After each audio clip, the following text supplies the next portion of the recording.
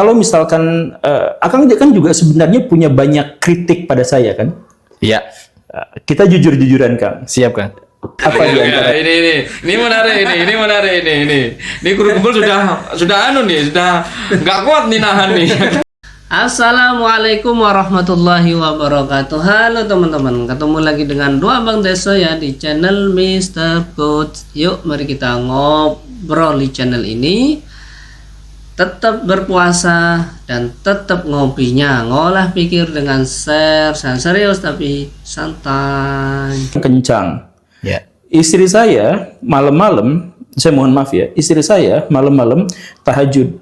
Rusak tahajudnya gara-gara suara speakernya kenceng. Karena jam 3 kan? Jam 3. Jam 3 gitu. Oh, Iya kan jam emang 3 ngapain mereka? sholawat. Iya, jam 3 sholawatan ngebangunin orang untuk sholat Jumat, untuk sholat subuh gitu kan. Nah, tapi yang tahajud malam-malam kan butuh keheningan itu ya. Sebenarnya kejadian rutin di masjid-masjid Nahdliyin ya. Kalau memang masyarakatnya itu mayoritas Muslim, itu suara-suara ngaji atau dzikir yang Anda bilang nyanyi itu ya, jam 3 pagi, yang katanya istri guru gembul ini terganggu tahajudnya ya, terganggu tahajudnya karena suara sholawatan jam 3 pagi dengan tujuan untuk membangunkan orang sholat subuh, kan begitu ya. Sebenarnya ini tergantung orangnya Pak Guru Gembul. Di tempat kami itu nggak ada masalah tuh, di kota, di Masjid Agung itu jam 3 pagi sudah bunyi. Sholat Iya, sudah bunyi itu, zikir sudah, ngaji Al-Quran, sholawat dulu, kemudian ngaji Quran, kan begitu Bos ya. Manual. Itu di situ malah banyak orang non Muslim. Komentarnya malah positif. Kenapa? Karena mereka bisa bangun pagi tuh. Mereka juga ngarep bangun pagi sebenarnya kan begitu. Iya, dan kadang sebagai tanda bos. Oh ini jam 3 ini sudah.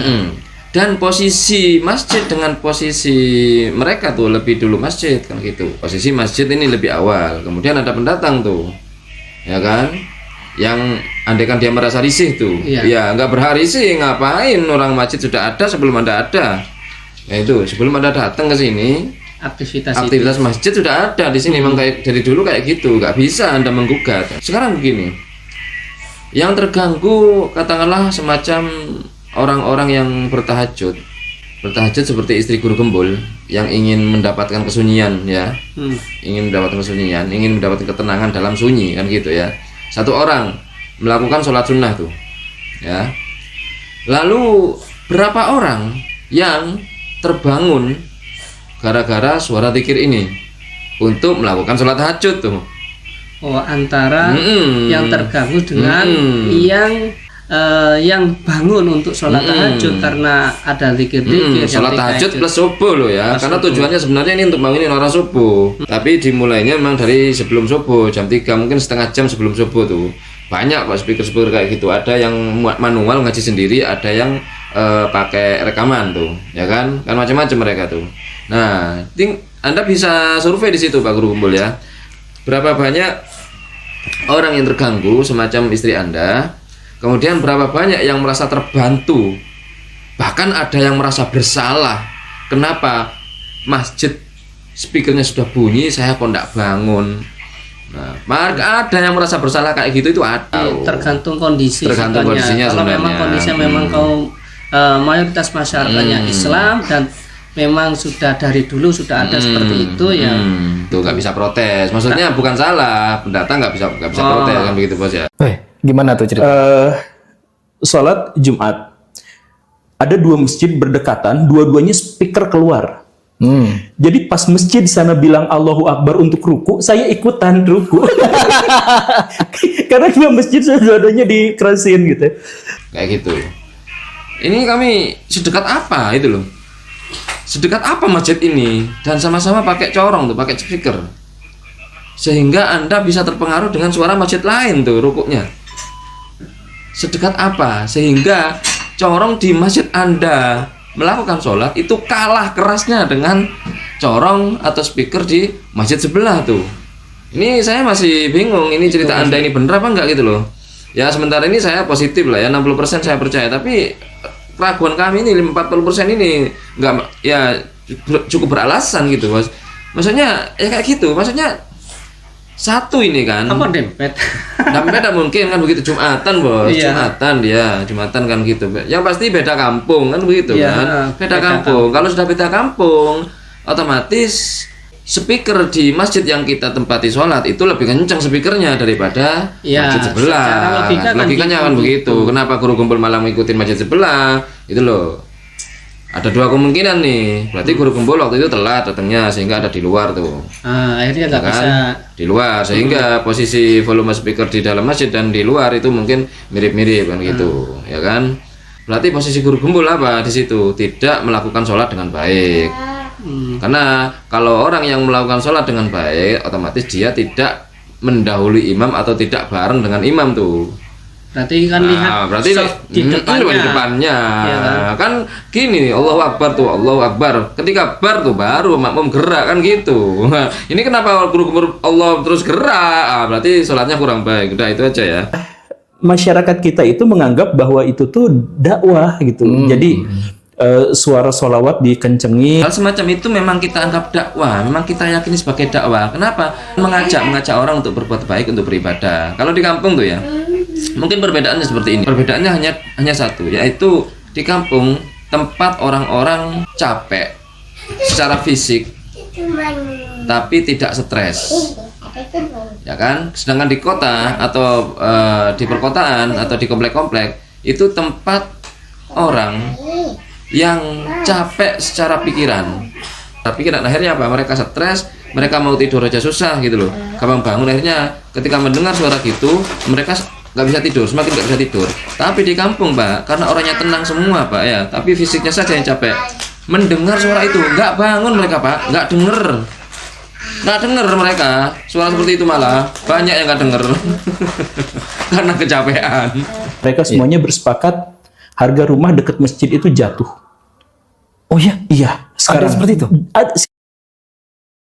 Silakan Akang cek, silakan netizen Baraya semuanya cek. Jadi Masalah itu sebenarnya tergantung siapa yang minat gitu Bos ya. Kalau seperti kami ya enak, lebih murah ya seneng kami. Andaikan tuh saya memilih rumah, andaikan di perumahan ya lebih dekat masjid itu lebih murah, seneng kan gitu. Ibadah Ya kan? lebih cepet lebih Bapak. cepat ya kan. Terus lebih gampang Lebih daripada gampang. jauh. Akhirnya ke masjid males Bos. Males. Sebenarnya ini fenomena masyarakat kita saja, dan di situ tidak digambarkan artikel-artikel yang kami baca tidak menggambarkan masjid secara khusus tertentu enggak, tapi masjid keseluruhan gitu loh ya. Masjid keseluruhan, baik masjid dari Muhammadiyah, masjid dari NU, masjid dari Salafi mungkin Bos ya. Semua masjid berarti di situ. Enggak hanya masjid NU saja, berarti kendalanya bukan hanya karena toa, Berarti tapi memang karena kegiatan-kegiatannya kan gitu. Kan banyak kegiatan di masjid-masjid itu. Iya. Kemudian kurang bebas juga orang itu biasanya kalau dekat masjid tuh. Dekat masjid kita mau apa? Mau nyetel musik-musik terlalu kenceng nggak enak dekat masjid ya kan? Mau nyetel musik rock nggak enak di masjid. Itu Pak minatnya Pak. Bukan hanya karena tua saja tapi kurang bebas gitu loh ya.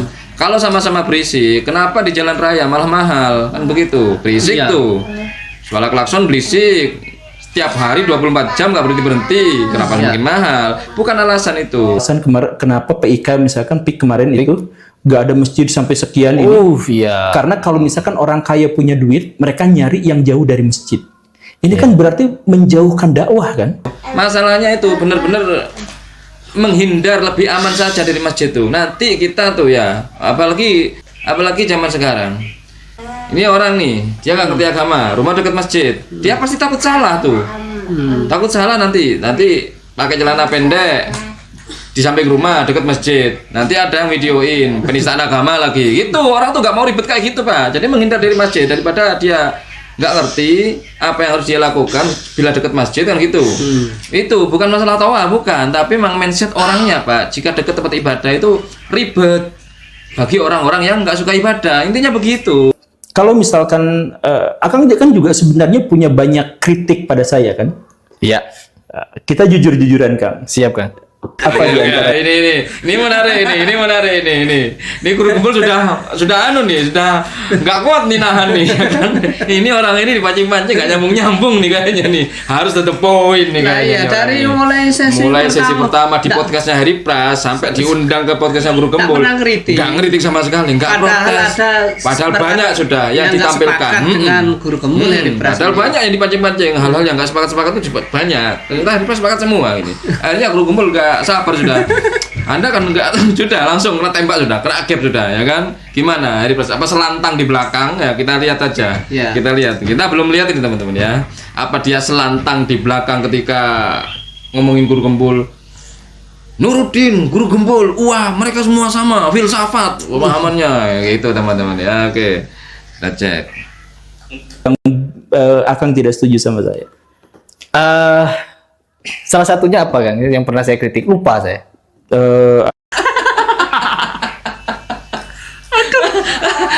Lupa katanya teman-teman. Langsung sudah bos ya. Yang tadinya badak bos, langsung jadi bekicot bos. Tadinya badak teman-teman, kulitnya tebel, nggak bisa di. Sekarang langsung dikep sama guru kumpul. Apa kritikan? Anda kan banyak yang nggak setuju sama saya. Silakan kritik apa? Tiba-tiba lupa, jadi bekicot ya. Lupa, tiba-tiba. Mana garangnya itu? Apa ya? Jadi Akang pernah bilang saya tuh ngebela Az-Zaitun. Oh, pada saat itu. Satu di antara sekian banyak sih. Tapi saya yakin Akang juga Satu sebenarnya. di antara sekian banyak tuh ya Berarti kan. banyak padahal. ya. Banyak padahal. Berarti guru kumpul ini sudah Tahu, ngumpulin nih, udah ngumpulin kritikan-kritikan dari Pras nih ya kan berarti ya. Oke. Ada beberapa yang tidak setuju gitu. Sebenarnya daripada yang tidak setujunya, saya lebih banyak setujunya Kang dengan Padahal tadi sudah bilang guru kumpul banyak pendapat Bang Hari Pras ini banyak gak setuju, di antara salah satunya terkait Az-Zaitun itu. Langsung Hari Pras langsung berbalik arah. Enggak, sebenarnya saya lebih banyak setujunya. Karena dia tahu teman-teman, guru kumpul ini kalau bernarasi berbahaya. Kalau saya diskusi dengan guru kumpul, kelihatan nih on saya nih kayak yang tidak setuju, malah saya lupa apa yang saya tidak setuju gitu. Nah gitu ya. Malah lupa, berarti melupakan bos. kita ingatkan videonya.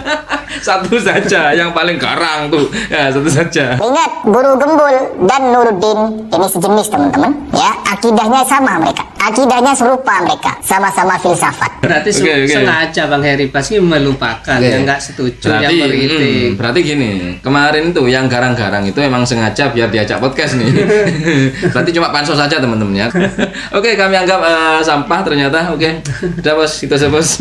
Oke, itu saja obrolan hari ini. Mudah-mudahan bermanfaat, mudah-mudahan mencerahkan, dan mudah-mudahan kita bisa bersikap bijak lagi. Yang baik-baik semuanya datang dari Allah, yang jelek-jelek datang dari kami. Mohon maaf. Akhirul kalam. Assalamualaikum warahmatullahi wabarakatuh. Waalaikumsalam warahmatullahi wabarakatuh.